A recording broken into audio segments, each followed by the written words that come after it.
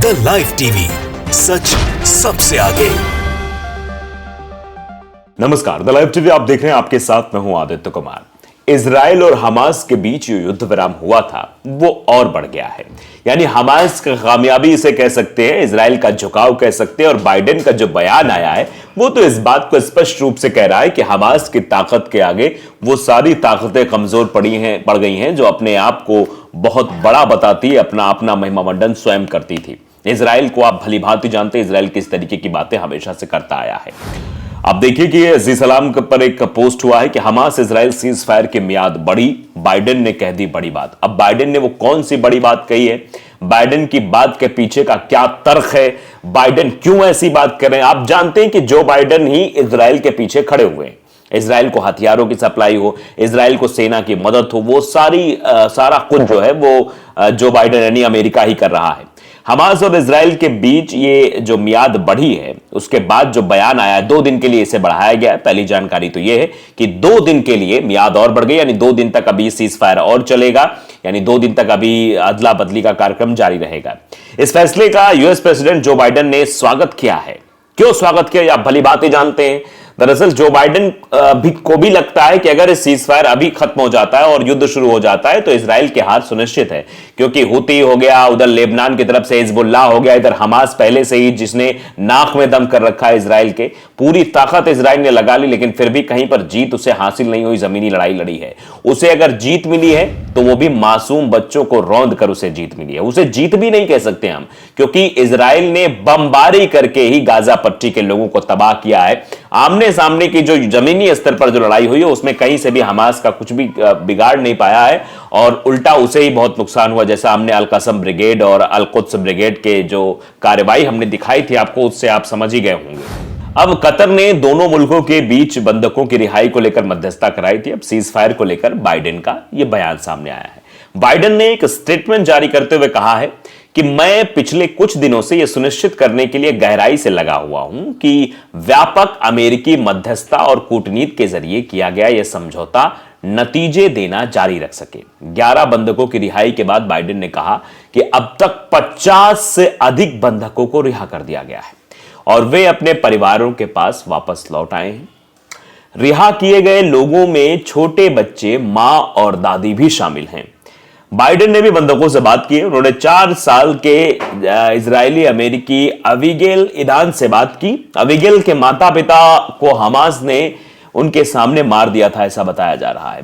Biden ने कहा कि मैंने अबिगेल की रिहाई के बाद उसके परिवार से बात की है और हम सुनिश्चित करने के लिए अपने इजरायली भागीदारों के साथ मिलकर काम कर रहे हैं, उसे वो देखभाल और सहायता मिले जिसकी उसे जरूरत है, क्योंकि वो इस ट्रामा से उबरने की कोशिश कर रही हैं। इसके अलावा बाइडेन ने इस बात पर जोर दिया कि किसी अन्य देश ने फिलिस्तीनियों को अमेरिका की तुलना में मानवीय सहायता में अधिक दान नहीं दिया है। ज्ञात हो कि अमेरिका फिलिस्तीनियों को ह्यूमैनिटेरियन सपोर्ट दे रहा है। उधर जंग शुरू होने के बाद मुल्क ने बड़ी मात्रा में इजराइल को हथियार भी दिए थे, जिसमें मिसाइल भी शामिल थे। तो एक तरफ वो कह रहा है कि हम सपोर्ट दे रहे हैं हमास को या फिलिस्तीन को, लेकिन एक तरफ वो हथियार भी दे रहा है। मतलब दोनों तरफ से अपने आप को सेफ करने की कोशिश कर रहा है। मतलब उधर सहायता पहुंचा रहा है, जख्म भी खुद दे रहा है, मलहम भी खुद लगा रहा है, और अपना महिमा मंडन भी कर रहा है अमेरिका कि देखो हम ही सब कुछ कर रहे हैं, हम मदद पहुंचा रहे हैं गाजा पट्टी में, हम फिलिस्तीनियों की मदद कर रहे हैं, हम वहां पर ह्यूमैनिटेरियन सपोर्ट दे रहे हैं।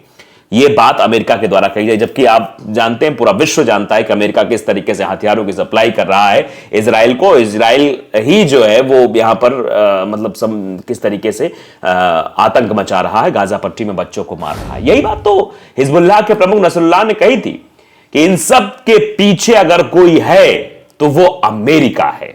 तो ये सीधे तौर पर इतिहास जब इस बारे में लिखा जाएगा, जब इस घटनाक्रम का गाजा पट्टी पर हुए हमले का जिक्र किया जाएगा, तो यह कहा जाएगा कि गाजा पट्टी में मरने वाले बच्चों के खून से अमेरिका के हाथ रंगे हुए हैं। ये सीधे तौर पर बात कही जाएगी। ऐसे में सवाल उठ रहा है कि आखिर यूएस ये कैसा दोहरा चरित्र है, अमेरिका का ये दोहरा चरित्र कैसा है। एक तरफ वो फिलिस्तीनियों की मदद की बात कर रहा है, वहीं दूसरी तरफ इजराइल को मिसाइल भी दे रहा है, जिसने अभी तक 13,000 से ज्यादा फिलिस्तीनी मारे गए हैं। तो ये समझ नहीं आ रहा है कि आखिरकार ये दोहरा चरित्र अमेरिका क्यों अपना रहा है। ये भी अपने आप में सवाल है। फिलहाल गाजा में इजराइल हमास ने 2 दिनों के लिए युद्ध विराम को और बढ़ा दिया है। 4 दिनों में जो सीज फायर है वो 39 के बदले 117 फिलिस्तीनी रिहा। क्या समझौतों की शर्तों पर हुआ बदलाव? यह अपने आप में बड़ा सवाल है। इसी सवाल पर हम बातचीत करेंगे। इजराइल और हमास ने गाजा में सीज फायर की अवधि को अब 2 दिन के लिए और बढ़ा दिया है। दोनों पक्षों के बीच 4 दिनों के सीज फायर की अवधि सोमवार रात को खत्म हो गई थी। कतर की मध्यस्थता के बाद इसे बढ़ाया गया है। कतर के विदेश मंत्रालय के प्रवक्ता माजिद अल अंसारी ने सोमवार शाम को बताया कि गाजा पट्टी में मानवीय संघर्ष विराम को अतिरिक्त 2 दिनों के लिए बढ़ाने पर समझौता हो गया है। यह घोषणा युद्धरत पक्षों के बीच 4 दिवसीय संघर्ष विराम के अंतिम दिन की गई है। हमास की ओर से भी कहा गया है कि वो कतर और मिस्र के साथ इजराइल के साथ मानवीय संघर्ष विराम को 2 दिन के विस्तार पर सहमत हो गया है। समझौतों की शर्तों में कोई बदलाव नहीं है। समझौतों में इस बार भी पिछले संघर्ष विराम जैसी ही शर्तें होंगी।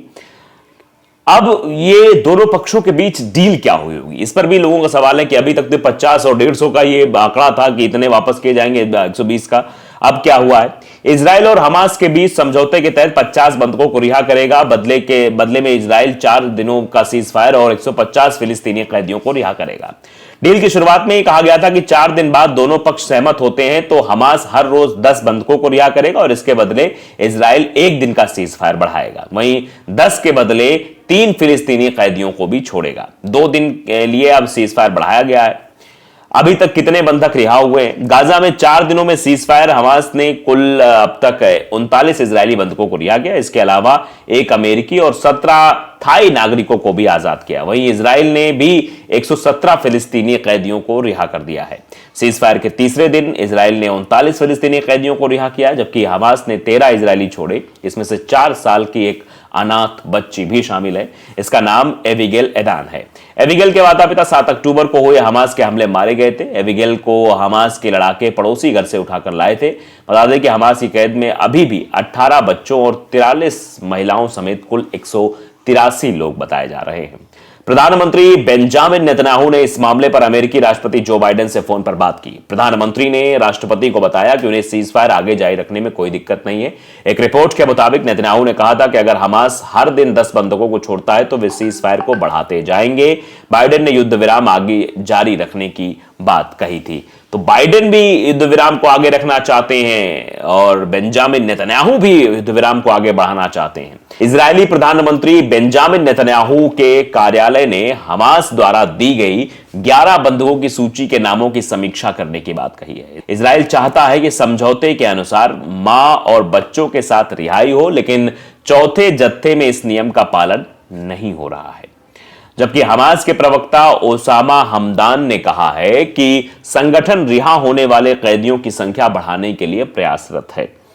फ्रांसीसी विदेश मंत्री कैथरीन कोलोना ने फ्रांसीसी नागरिकों समेत सभी बंधकों की रिहाई तक हमास के साथ सीज फायर को बढ़ाना अच्छा, मददगार और जरूरी कदम बताया था। अमेरिका के बड़े कारोबारी एलन मस्क ने सोमवार को इजराइल का दौरा किया। इस दौरान उन्होंने राष्ट्रपति इसाक हर्जोग और प्रधानमंत्री बेंजामिन नेतन्याहू से मुलाकात की। गाजा पट्टी में स्टारलिंक के जरिए इंटरनेट सेवा देने के प्रस्ताव के बाद मस्क का इजराइल दौरा महत्वपूर्ण माना जा रहा है। मस्क ने हमास द्वारा रिहा किए गए इजरायली लोगों के परिवार के लोगों से मुलाकात की है। Musk micro blogging website x को संचालित करने वाली कंपनी के भी स्वामी हैं। एक्स पर हाल के हफ्तों में बड़ी संख्या में यहूदी विरोधी संदेशों के पोस्ट होने और उसके साइट पर बने रहने पर मस्क की निंदा हुई थी। अमेरिकी राष्ट्रपति व्हाइट हाउस कार्यालय ने इसे अमेरिकी मूल्यों के विरुद्ध बताते हुए मस्क की कड़ी निंदा की थी, लेकिन एलन मस्क भी सामने आए। तो आप देख सकते हैं किस तरीके से हमास और किस तरीके से जो बाइडेन अब नतमस्तक हुए हैं हमास की ताकत के आगे। आगे देखिए कब तक सीज फायर और चलता है। द लाइव टीवी को अगर आपने सब्सक्राइब नहीं किया जरूर करिए, बेल आइकन दबाइए ताकि सच खबर आप तक पहुंचती रहे। नमस्कार। द लाइव टीवी, सच सबसे आगे।